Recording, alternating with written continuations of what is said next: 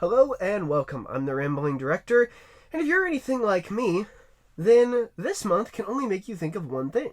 It's January, it's a brand new year, so what do I really want to talk about today? Halloween, of course! Yeah, I don't know what it is exactly about January, but for some reason, right around January is when I start wanting to watch horror movies. Maybe it's because I watch almost nothing but Christmas movies throughout the month of November and December, and what is more opposite than horror? Now, one of my very favorite horror franchises of all time is the Halloween series. I love these movies, and I know that the majority of them are crap. It's not lost on me. Don't worry. I haven't lost my mind and thought that they're all perfect movies. The majority of them are absolute turds, but they are just so entertaining. The first one is one of my favorite horror movies ever made. The second one is still pretty good. The third one I like a lot, despite the fact it has problems with it. And from 4 onward, they are just full of missed opportunities. And that's really what I wanted to talk about today, is the missed opportunities of the Halloween saga. Spirit of trying to make all things equal, I've tried to look at every film, and some of these films will have a couple things with them, some of them only one. But I've tried to make a complete list of all of the missed opportunities I could think of, and who knows, maybe I'll make another list at some point because there are so many bad things wrong with these series that it really isn't possible to fit them all into a list. Now, I've tried to make a pretty succinct list, and I've tried to look at every single film and name an opportunity that was missed and could have made the films better. So for that reason, even the best movies will have some things that are listed as wrong with them. That's just the nature of these things. On my channel, I've said since the beginning that I don't want to be one of those people who just constantly points out the flaws in everything, because it's easy to say why a machine doesn't work. It's difficult to say why it does work. And I want some positivity. I think the internet is full of people. If you wanted to find somebody who was just a cynical asshole who would tell you everything wrong with every movie, there's plenty of those people out there.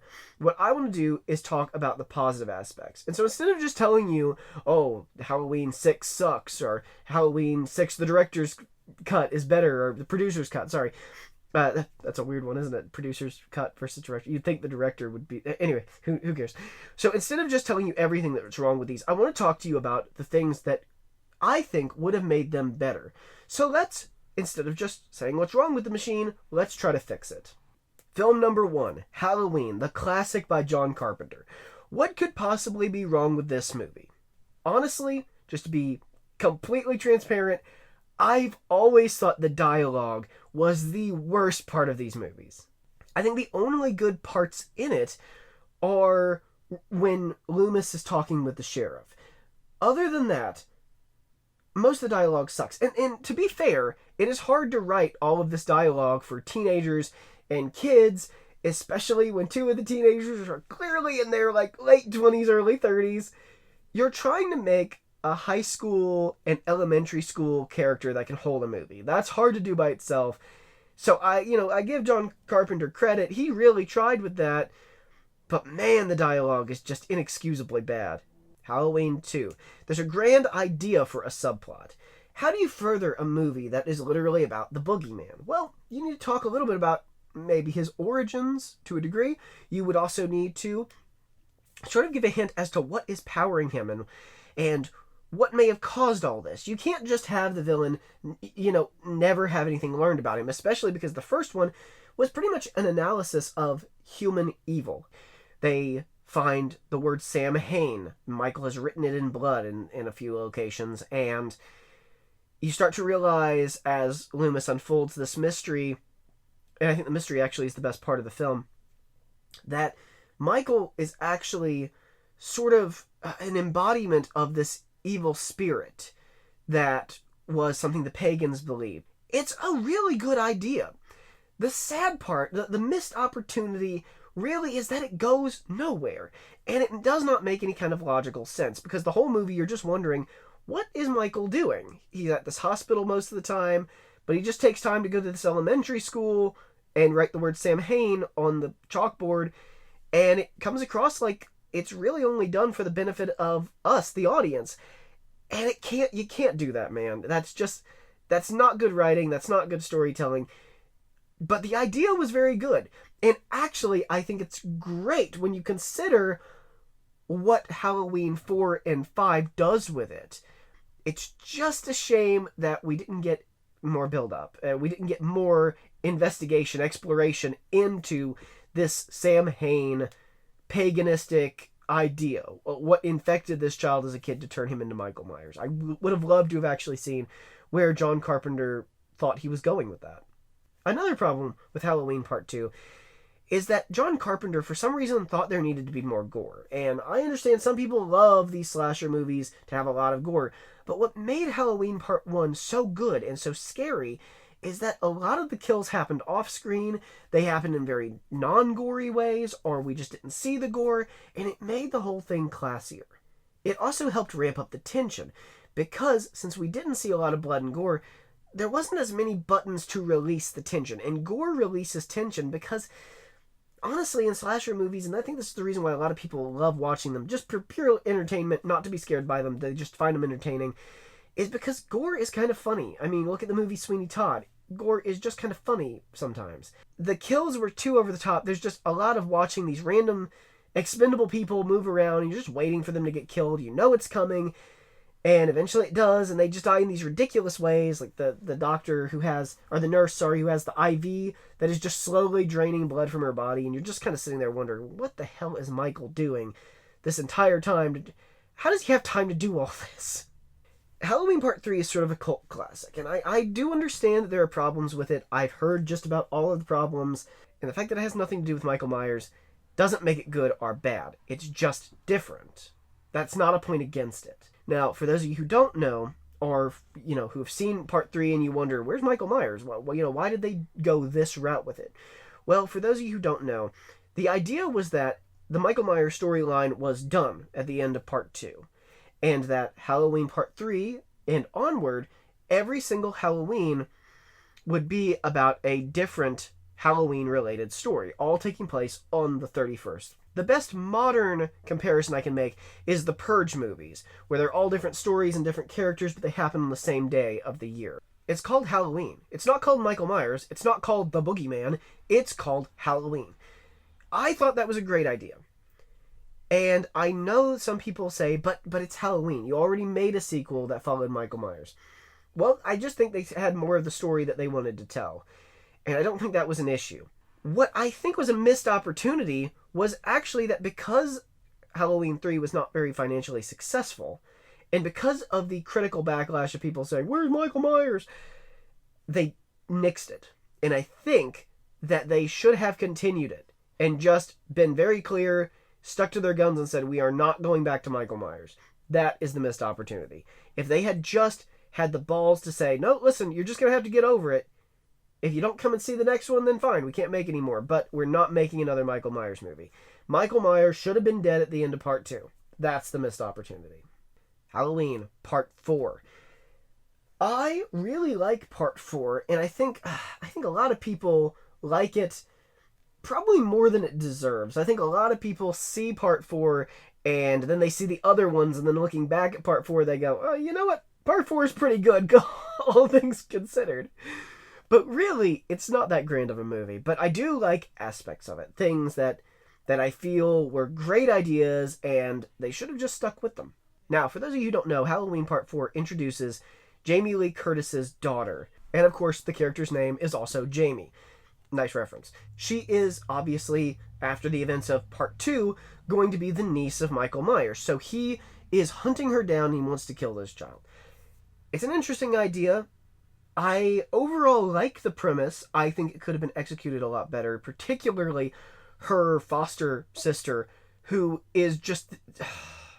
I've never seen quite such an unlikable character in any of the other movies. And they try, believe me, to make some of the other characters unlikable. But her foster sister is just so mean to this kid.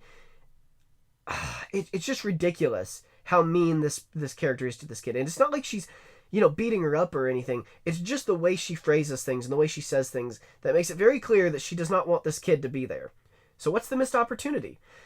At the end, spoilers for Part 4, if you got this far and haven't realized, there's spoilers in this. Jamie ends up being possessed, sort of, by whatever demonic thing is driving Michael Myers. She's possessed by this thing, and she goes and kills somebody. And she is standing at the top of the stairs in the iconic clown costume that Michael wore as a kid, holding this bloody knife. And Loomis, Donald Pleasance as Loomis, has this great moment where he just loses his mind. He pulls out a gun and he's ready to kill this kid. Like he has just seen the devil himself. And that's where it ends. If they were going to make a sequel, that was brilliant. That was great. The missed opportunity is sort of twofold. The first part of it, they didn't build that up well enough. Jamie has these dreams where she is very concerned about Michael coming after her, and yet at the end it's almost like she gives herself up to Michael. The second problem goes into the next movie. If they were going to go off of this plot, they should have gone off of this plot. It's a great idea, and I would have loved to have seen in the next movie Loomis having to hunt down a child who was going out and killing people. Man, that could have been great, but they completely throw it away in the next film. So, colossal missed opportunity. Halloween Part 5. So they completely retcon the end where it's like Jamie can now be saved. It's like Michael has the psychic hold over her. He actually was the one who committed the murder, but he committed it through her. And it's just not good. Okay, you should have just stuck with your guns and had her become the next character, especially because Michael already has supernatural elements to him. It would have been so cool to see this kid be able to, like, literally have the strength of a grown man. That would have been awesome. But again, they completely nix it. Now, they could have actually had something that could have redeemed this retcon ending. They introduce the idea of a cult, and that this cult, I think it's called the Thorn Cult, they are the ones who are actually using Michael. They have possessed his mind, and that they have fed, like, literally the power of the devil into him, and that is why Michael is the way he is. It's interesting, and I think actually it's such a good idea, and it actually goes with the Sam Hain plot line in Part 2. You could have picked that up and made the connection to Part 2 and kept going with it, and made Jamie the new channel for this Antichrist archetype. But instead, what do? Yet again, they completely throw away this great idea they had with little Jamie. They bring back Michael Myers, and they never actually explore the cult. It's set up fine-ish, but it really makes the entire movie seem like a feature-length trailer for the next one. And I wanted to see those ideas explored. You could have furthered the ideas that started in 2. You could have taken the ideas from the last movie and run with it and made it just, it could have been so good. And you could have even had Michael become a different type of character. Maybe something along the lines of Terminator 2. I'm not saying make him a good guy, but maybe make him less malevolent. Or even, take that moment, that great moment at the end of 5, where she convinces Michael to take the mask off. She appeals to him on a familial level. All of those are great ideas, but none of them are taken advantage of.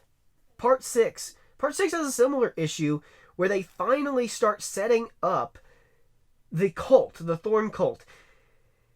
But it's too late, and now they throw in this weird thing where Michael has impregnated little Jamie.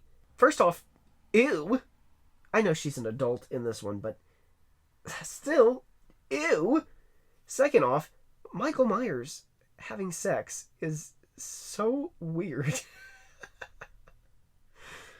Why do you have to put that idea in my head, filmmakers? Why did you have to do that to me? But nonetheless, the implication is sort of like this child is going to be like the Antichrist. And okay, you know what? Fair enough. It's not a terrible idea. If you had gone more off of the lines of the last film, I actually think that this is where they missed a big opportunity. Is they could have set all this up in the last film, had Jamie become the killer, and now as an adult, she gives birth to this Antichrist-like character. And maybe you could have had the cult explain that Michael was originally going to be the one who would give birth, not give birth, but impregnate this person, and they would have the Antichrist. And now she is the vessel, and she is the pure evil. And then you could have moved on from there. And it actually wouldn't have been a terrible idea, again, if it had been executed well. But nothing in this series is executed well. Going from there, I think that wasn't a bad idea The opportunity that was missed really is a culmination of the last two movies' missing opportunities. But the inexcusable missed opportunity that if you had to go off of these two movies and make a brand new film, the Paul Rudd character is based off of the kid from the very first movie. It's supposed to be him grown up. And he gets this kid, and of course he's obsessed with Michael Myers and obsessed with the events that he experienced on that night. It's not a bad idea. Halloween 2018 did it with Jamie Lee Curtis's character from the first movie. Oh, but what's infuriating is they do nothing with Tommy. They do absolutely nothing with him in either the producer's cut or the original version. He's just there. And we could have explored his trauma. We could have seen what happened. We could have seen him actually maybe be roped into all of this Antichrist stuff. Maybe he could have been the one to end up in a relationship with little Jamie. That's an idea. You know, the age difference wouldn't have been horribly different between the two, especially if they were both adults.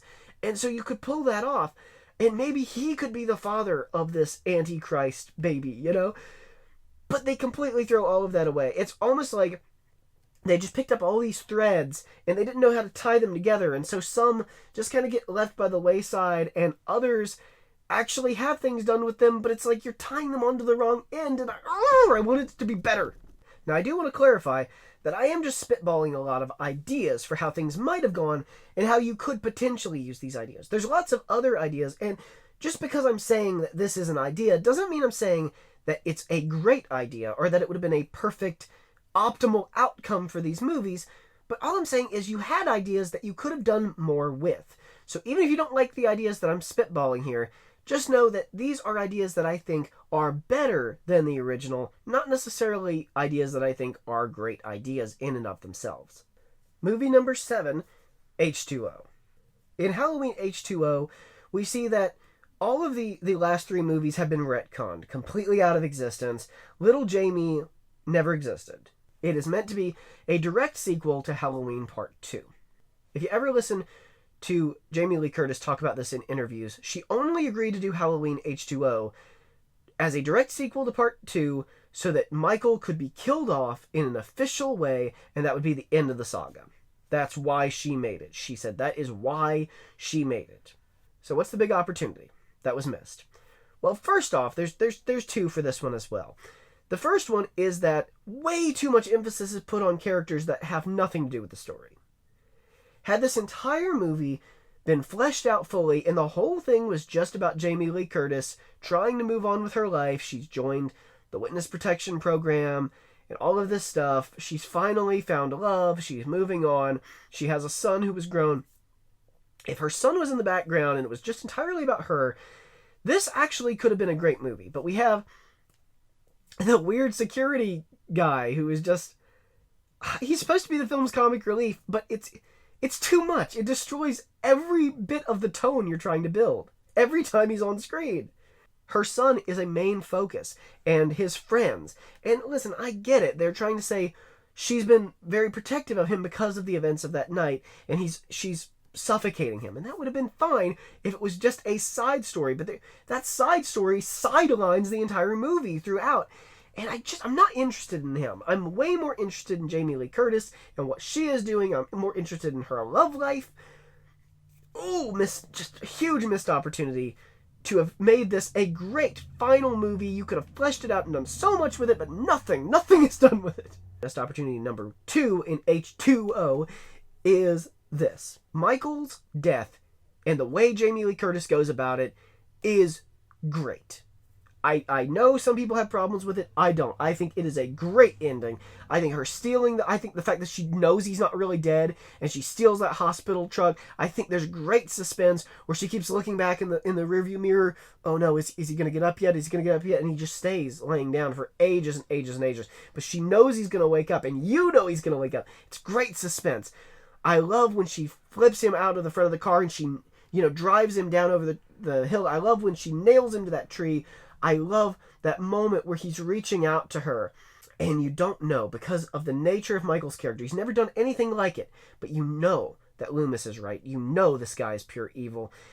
And so when he's reaching out for her, you wonder, is this a moment where he has, somehow gotten through the evil and he is trying to make his way back to her. Is this a moment of childhood innocence returning, or is it deception? And I love the fact that it pains her, and you can tell she really is pained by this, that this is her brother. And then, wham, whacks his head off with an axe. And it rolls right to the camera, and we look him in the eyes, and we see he is dead. That is it. There is no coming back from that.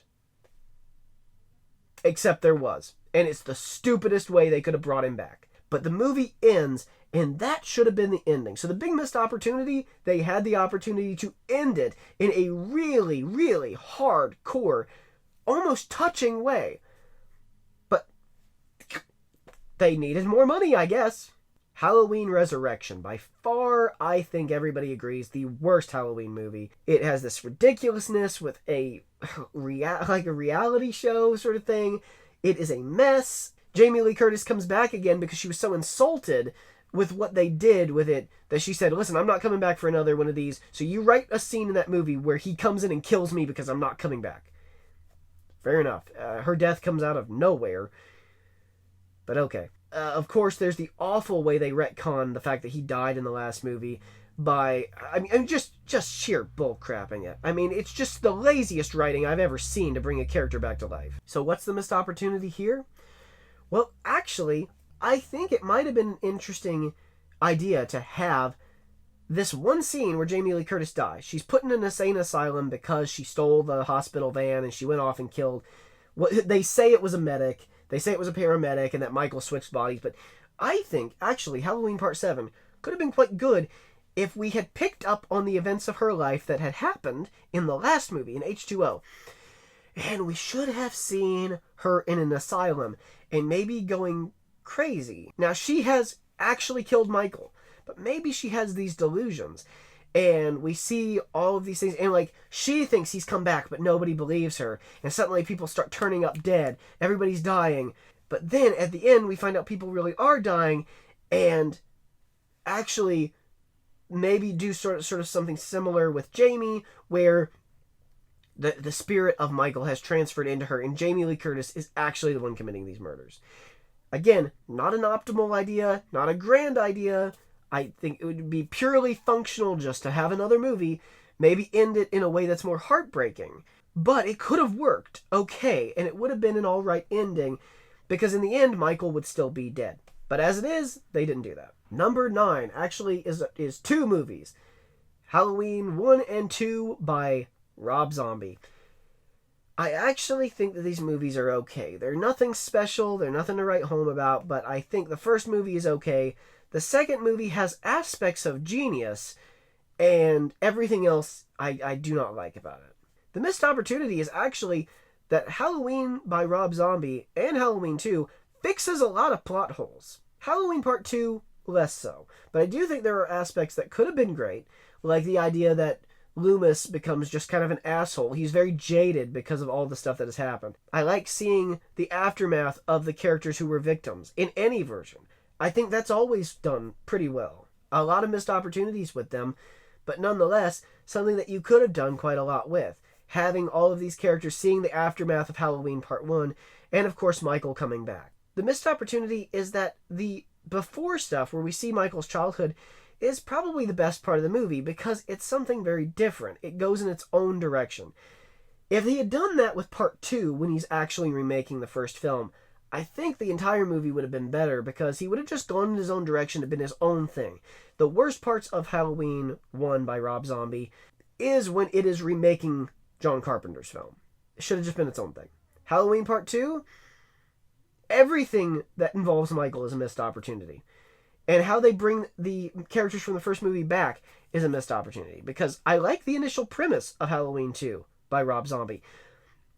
The execution is just terrible. Finally, number 10, the twist with the Doctor in Halloween 2018. I cannot believe it. The first time I saw this film in the theaters, I was gobsmacked that anybody... I've rarely been in a theater and been like, speechless. That it's actually something that could have been great. And you'll notice there's a theme with all of these things that are missed opportunities. A lot of them are things where Michael stops being the main protagonist or stops being the killer. He dies.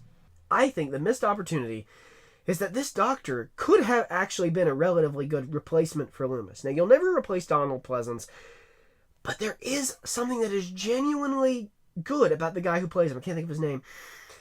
But he actually sounds and looks a lot like Donald Pleasance. And you get the idea of what they're doing. I even think it's kind of clever when Jamie Lee Curtis says, "Hey, you're the new Loomis." It's like, oh, that's really meta. I kind of dig it. Oh, but there's this moment where the doctor... It turns out that the doctor is the reason that Michael got free. He is the reason this bus crashed. You know, it's obvious that's what they're implying. That he set Michael free, and he's been actually experimenting, trying to get Michael to go crazy and come back and kill people. He's been trying to do this for years. That is what they say. And it's pretty obvious by the twist that that is what they're intending to do. But this psychiatrist is a perfectly well-adjusted guy. There is no hints whatsoever except one, that he is going to go off and become homicidally crazy. But then this sheriff kills Michael, hits him with a car. Michael is clearly dead. The police officer pulls out his gun. He's ready. He's saying, we're going to take Michael in, and I'm going to kill this son of a bitch. And then the doctor pulls out this pin that has a knife. You click the pin, and a knife comes out, and he stabs the sheriff. It comes out of nowhere. Listen, Hitchcock had an old saying that suspense is when you let the audience know something in advance, and then you build to it through very banal things happening, and the audience is on the edge of their seat thinking, guys, there's a bomb in that room, and you need to get out of there. That would have been good. If we had gotten hints that this doctor was going to go crazy, it could have been a good moment. But it comes out of nowhere, and then, for like 5 minutes, he becomes the focus of the movie, then Michael kills him. It's like they wrote that scene, and then they were like, you know what, this is kind of stupid. Doctor's dead. Now we're going to go back to the Michael subplot. And none of the script doctors or editors, nobody in the film said, hey, you know, we could cut this whole scene out and it wouldn't make a difference. Nobody. It's just weird, because it could have been better in that regard. If we had built up that this doctor was unhinged himself, it could have been okay. Another thing that could have been fun is if Michael actually got killed, and then this guy, I mean, clearly this is what he wants. He wants to become Michael Myers. He is psychotic. That's what the screenwriter decided he wanted. It could have been cool if he put on the mask, or maybe even built up the entire movie that, you know, everybody died in the bus crash, and Michael starts appearing, he's in the mask, he's killing people, and then maybe at the end it's a twist where Michael actually died in the bus crash, and maybe we get that called in on the radio, and he's like, we found the body of Michael Myers, he's in the police bus, and he didn't actually get free. I don't know why I turned Irish to voice that police officer. And then they get to the end, and they take out Michael, and they pull off the mask, and it's the doctor from the beginning. He has actually been the one who has carried on Michael's legacy. But then after he's shot and he's dead, he raises up, and we realize, oh no, now he's immortal. The spirit of Michael is transferred to him. I think all these ideas where they keep setting up opportunities to hand off the torch and let somebody else be the killer. And it could work really well. And every single time, they throw it away.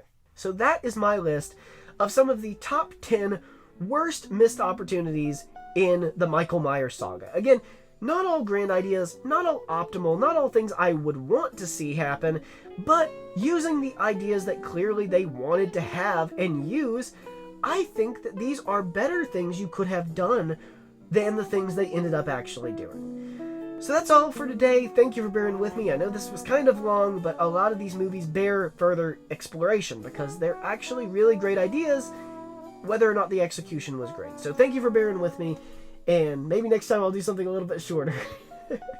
So thank you, and I'll see you guys in the next one.